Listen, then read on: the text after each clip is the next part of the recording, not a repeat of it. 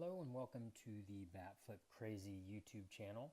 Today I'm going to be showing you how to do a rolling averages graph on Fangraphs, specifically for hitters.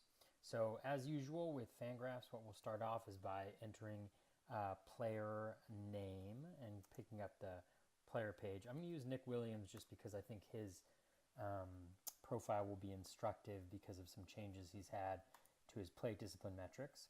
So go to the player profile right here, and then you're going to go right here to the graphs functionality. You can see below all of the information that's available on the player pages.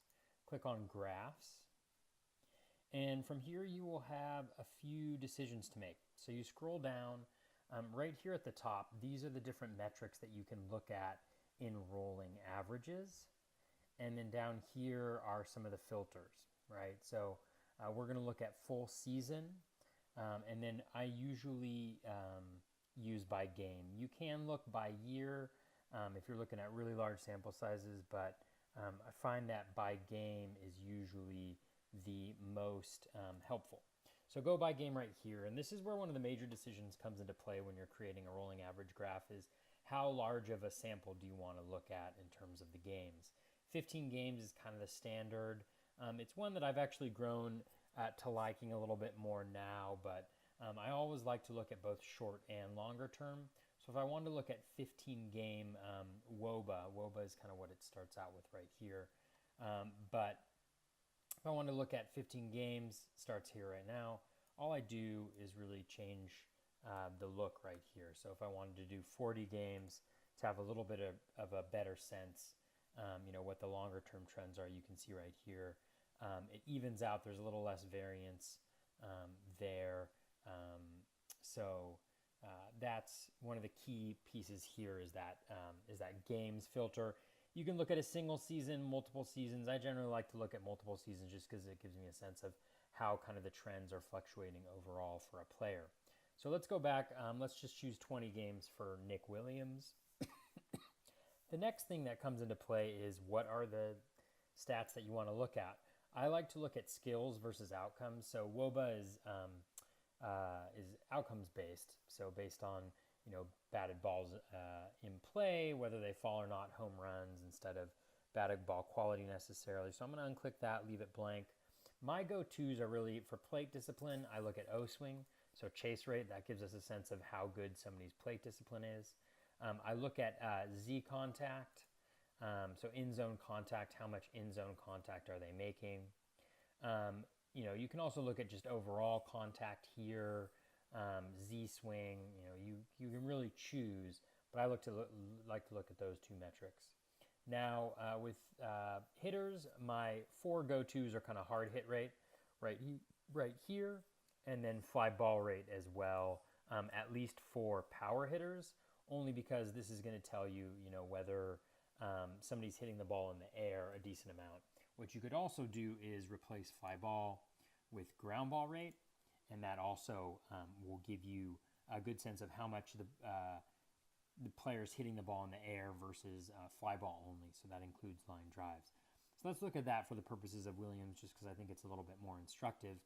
So now we get to read the rolling averages graph right here. So for the 20 games for Nick Williams, you can see, so for each period of time, so if I go right here, the August 21st game. So for the 20 games ending in August 21st, he has a 93.7% Z contact, which is outstanding.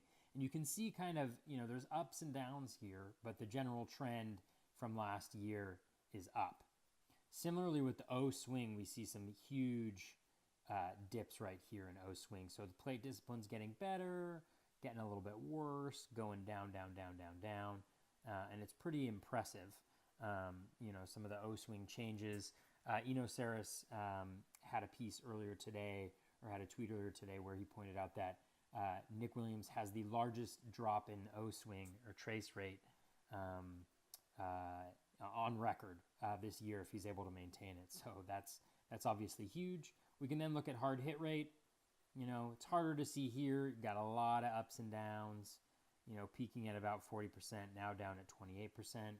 But you can see some of the longer term trends here for ground ball rate, peaks well over 50%, which we don't want to see, and then a very steady downward trajectory here. Now we're at 37.3%, which is solid. So that's a little bit about the 20 game. Now, if you want to see the longer term trends, let's change this. Let's look at really long term. So let's look at half a season, 80 games.